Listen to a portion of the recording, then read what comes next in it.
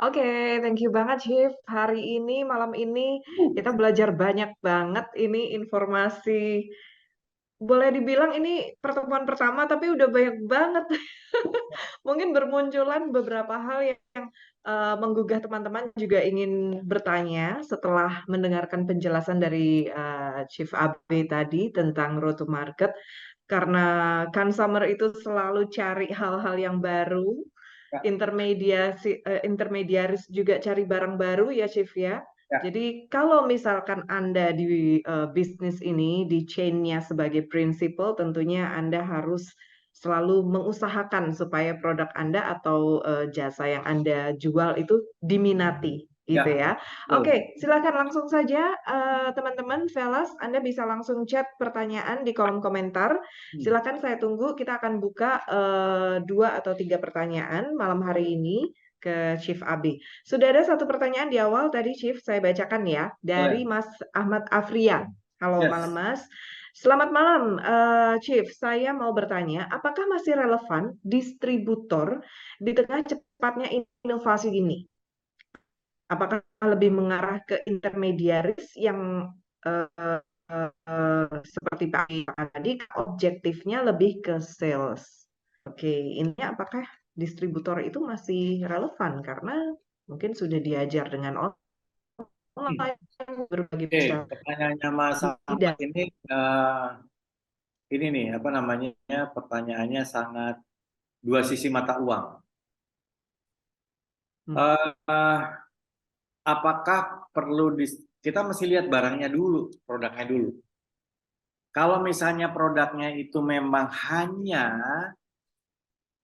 memerlukan perpindahan dari pabrik sampai konsumer, nggak perlu ada distribution di tengah, hanya untuk logistik pengiriman barang aja, kita nggak perlu ada distributor. Kalaupun kita ada distributor, kita milih distributornya yang modelnya kayak MLM. Distributornya siapa? Ya membernya itu ada distributor. Dia beli barang, dia kirim, dia bawain. Sama kayak yang living, sama Hmm. kayak MW. Emang ada distributor? Nggak ada. Distributornya siapa? Ya Hmm. membernya itu sendiri. Dia beli barang, dia ambil. Sama kayak Lemonilo pertama kali. Lemonilo pertama kali emang dijual di mana namanya? Di supermarket. Enggak. Supermarket. Hmm. Dia mainnya di online.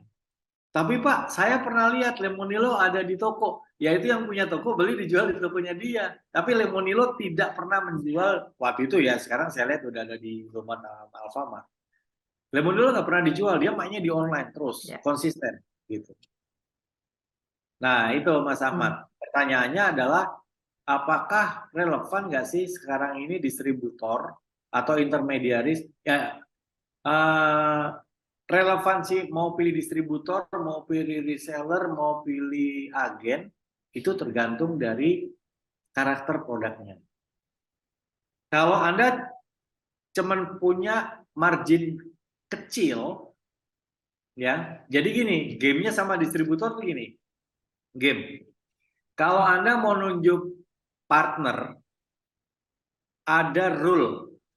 Rule-nya adalah pastikan produknya kita itu bisa create penjualan atau value 20% dari total bisnisnya distributor. Contoh, Mbak Bika adalah seorang distributor.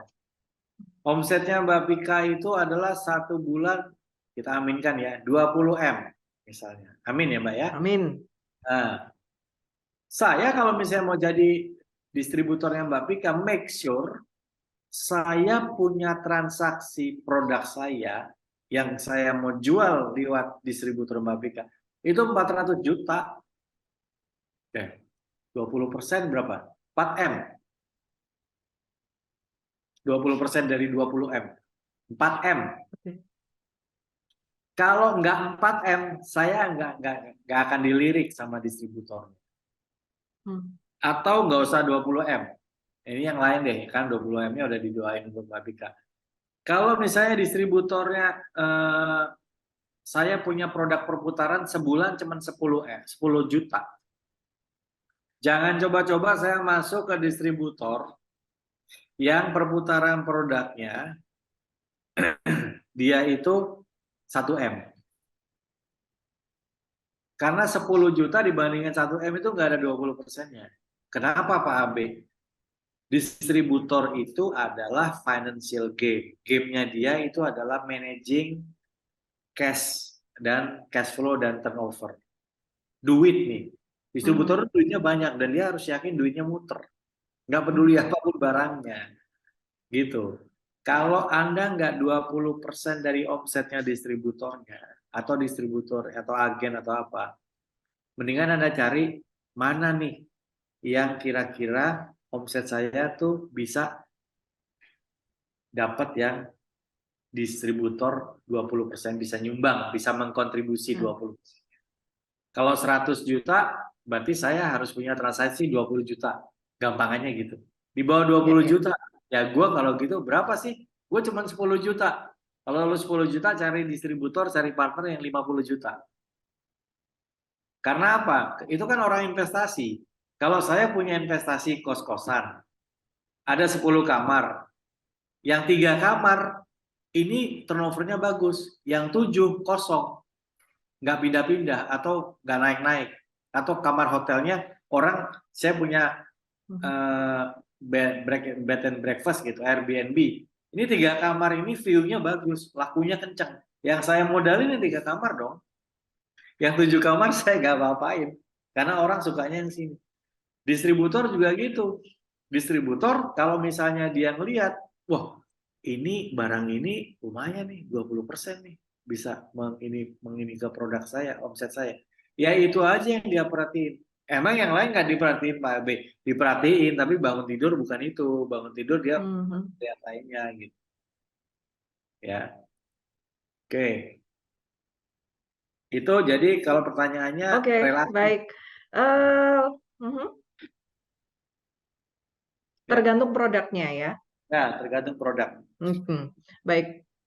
Boleh ya nanti ya, Mas Ahmad, kalau misalnya masih mau menyempilkan, oh produk saya ini nih, siapa tahu masih ada tambahan informasi dari Chief ya. Selamat malam untuk Mas Rizwan ya. Malam Chief, saat ini saya bergerak di bidang FMCG. Bagaimana cara menentukan harga jual ke distributor B2B ya, kemudian cara menentukan harga akhir B2C dari toko ke end user agar produk di segmen pasar ini masih affordable. Jadi ada B2B, ada B2C. Oke. Nah, kita bicaranya produknya dulu deh. Sebetulnya produknya ini mainnya di B2B atau B2C, itu nomor 1 dulu yang mesti dilihat. Ya, karena gini contohnya. Kadang-kadang banyak perusahaan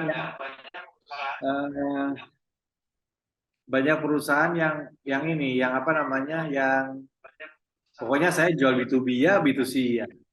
Padahal karakter barangnya ini sebenarnya B2B. Nah, ya contohnya kayak beras gitu, itu bisa. Ya, itu termasuk kategori gitu.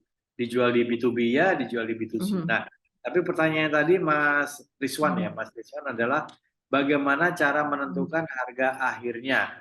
Nah, kalau misalnya menentukan harga akhirnya, itu adalah kita menentukan price management. Ada yang dynamic price, ada yang fixed price. Kita masih tahu dulu produknya Mas Rizwan ini ada temennya nggak, ada kompetitornya nggak di market. Itu dulu kalau mau ke B2C. Kalau B2B biasanya satu-satu lah. Kalau misalnya produknya itu memang cuman sendirian, Anda nggak punya kompetitor, Anda bisa taruh produk harganya berapa aja, Mas. Tapi kalau misalnya, Pak, enggak ada produk lain. Nah, produk lain, saya bilang, saya nanya, produk Anda dibandingin produk B, di atas apa di bawah? Di bawah. Kalau di bawah juga nggak mungkin harganya di atasnya dia, gitu. Di atasnya B, ya. Jadi harus ada comparison. Oke. Terus itu gampang. Nanti dari situ baru berapa persen komisi untuk toko, berapa persen itu baru. Tapi ujungnya ke situ dulu. Ya, ada price review. Nah, Kalau saya jual ke B2B, barang yang sama saya jual ke B2B, harganya berapa? Biasanya kalau saya jual barang yang sama untuk B2C sama B2B, saya masuk ke B2B harganya saya pakai harga B2C. Hmm. Supaya ada satu price. Nanti bahwa di B2B itu harganya pasti minta lebih murah, baru kita atur namanya tiering price, price segmennya. Kan kalau B2C, kalau B2B orang sekali beli banyak, kan gitu ya. Terus di B2B Hmm. orang nggak perlu brand. Kan contohnya kayak minyak minyak goreng curah gitu loh, Mbak. Yang satu perlu brand, Mhm. minyak goreng ini. Yang Mhm. satu aku ora butuh merek ke.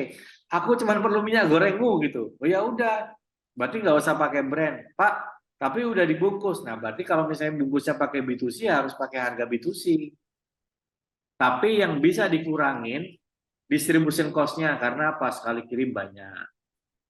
Tapi jangan lupa, begitu masuk B2B, Mas Rizwan juga mesti ngitung, bayarnya berapa lama, Mas? Nah, karena kalau bayarnya kelamaan, itu ada namanya cost of money. Di sini ada Bang Irzal, Bapak CFO. Nah, itu di situ juga nanti Anda harus ngitung juga kalau dia bayarnya 3 bulan, sama yang B2C bayarnya COD, ya mendingan COD dong. Ya tergantung perusahaan Anda mau cari volume atau mau cari value. Nah, gitu. Jadi seperti itu. Tapi Oke, kalau Mas oke. ditanya pertanyaan simpel. Harganya pakai harga apa, Pak? Pakai harga B2C, paling aman. Masuk ke B2B, Pak, Mhm. pakai harga Mhm. B2C.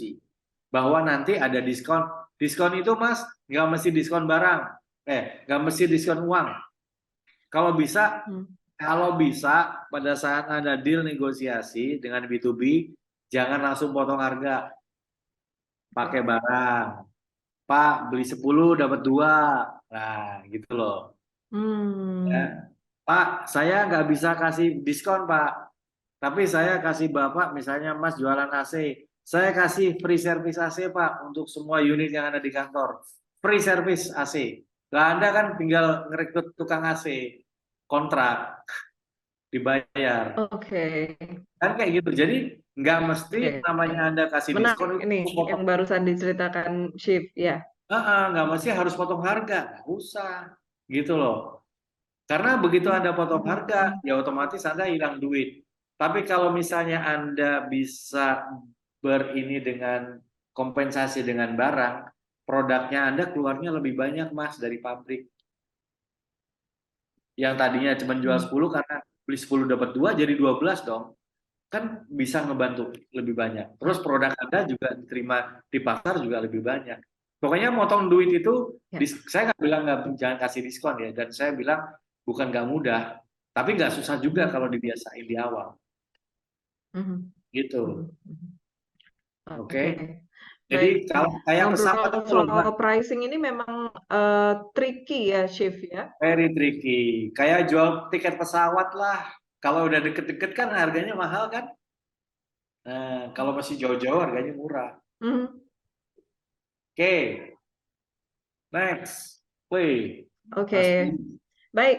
Selanjutnya nih kita masih ngobrolin soal pricing nih ternyata, Shift. Ada yang menarik juga ternyata nih. Malam, Eh, Mas Abe, kalau kita nah, sebagai prinsipal, berapa margin aman buat jual sampai selling out yang ideal? Karena di situ kan ada pajak, ada margin juga yang harus dibagi ke distributor, ke nah, intermediaris, dan lain sebagainya, ya. Itu pertama, itu dulu kali Mas Abe ya. hmm. Nah, terus gimana caranya Eh, agar produk kita menjadi oh konsumen ya, akhir nggak? agar produk kita Oh, nggak terlalu oke. mahal dan nggak sampai perang harga di pasaran. Itu tadi, Ini hati-hati. pricing lagi. Sebenarnya Jatuhnya jawaban terjebak saya perang sama. harga nanti. Jawabannya ke Mas Heru tuh sama nih, sama sama ke Mas Rizwan tadi nih. Yang ini nih ya.